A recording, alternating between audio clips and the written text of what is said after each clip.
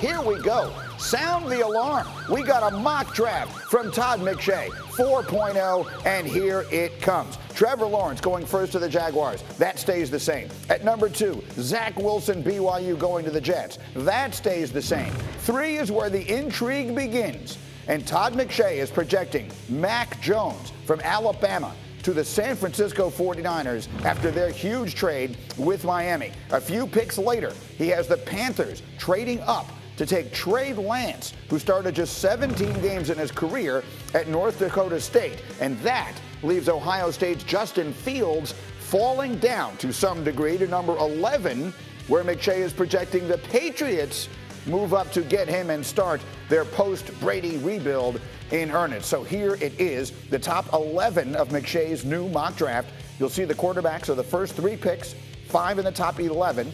Lawrence and Wilson, 1 and 2, not a surprise. Again, some of the trades are fascinating. And the fall, if you will. Again, we've seen highly touted quarterbacks fall a lot farther than number 11. But to see Justin Fields, the 5th quarterback in this draft, is fascinating. Diana, as you talk to people around the sport, what do you hear? So I don't have, just from gathering the information I was able to get, I don't have Justin Fields falling as far down as Todd McShay does, but Todd always has something behind it. But that being said, this is what's interesting, okay? So in terms of the evaluation, coaches, GMs, scouts, they all pointed out, he is so talented. He's got a strong arm. All that natural athleticism is there. But here's a little bit of the question marks.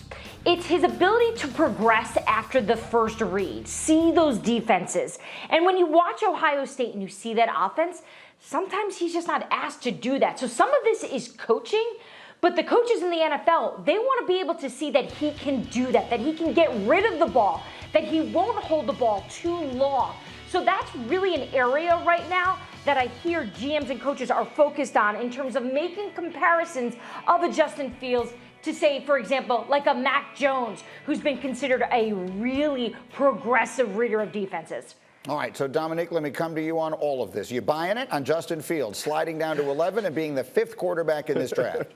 I'm absolutely not buying it. And I know Diana is just repeating the things she's heard, but we all hear the codes in that language. Like, it's kind of outrageous and mind-blowing to see Justin Fields fall the way he has fallen, especially given what we've seen him do on the field and given one of the more recent comps. We think about a guy who people questioned his ability to read the entire field and thought of him as more of an athlete. You kind of think of a guy like Deshaun Watson. Of course, that brings other connotations given the allegations that he's under right now, but he's another guy who slid in the draft. He didn't go to 12.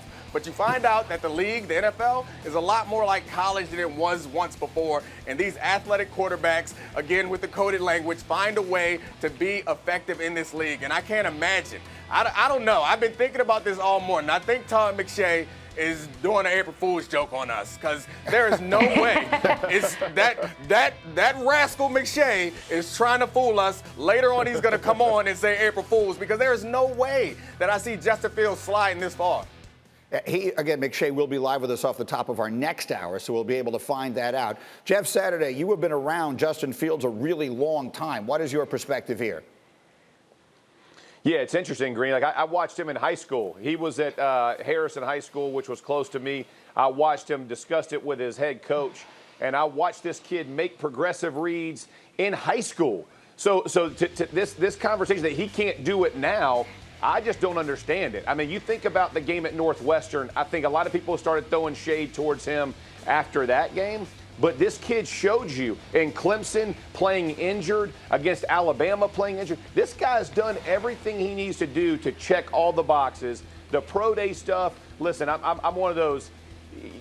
I mean, how important really is it, right? The guy's shown he can throw the ball. He's fast. He's athletic. He can do all these things. I think it's absurd that he's fallen to where he is. I mean, thinking about 4 months ago, they were comparing he and Trevor Lawrence. I just don't understand it.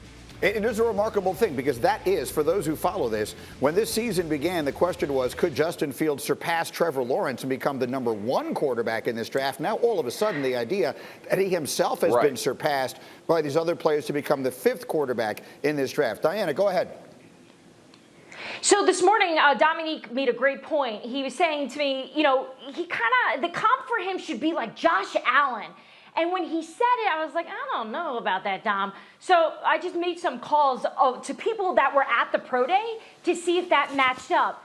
And go figure, Dom was right.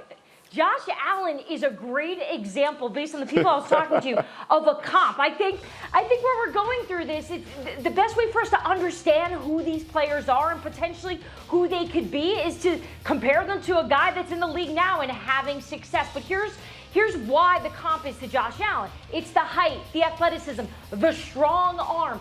But also, this one coach made a great point to me. He said, if you're going to make the comparison to Josh Allen, you got to also make the comparison of the organization, the weapons, the coaching that is built around Josh Allen. That's right. To make him successful. So this could just be, a situation where Justin just needs to go to a place like Buffalo where they can bring out the best in him. Right, Tom? I'm so happy to have you on because you are setting me up so perfectly, because that's my feeling about all of this. It's like we keep talking about these players like this is basketball, like you can just get LeBron James and drop on your team and do better. Like, if we look over the past several years of all the successful rookie quarterbacks that we've had in this league, they've all fallen into great situations. Patrick Mahomes, that is a perfect situation. You look at Justin Herbert, he goes out there with a bunch of weapons. That's a great situation. Josh Allen, great situation. Dak Prescott, great situation. Russell Wilson, great situation. So let's stop pretending like it's all about these players. They're all super talented. The best player in this class is going to be the player who ends up in the best situation, and that's always how it is. A lot of teams like to point at players and be like, hey, that guy's a bust. No, he's not. You busted him. That's what happened. You busted him. Thank you for watching ESPN on YouTube. For live streaming sports and premium content, subscribe to ESPN+.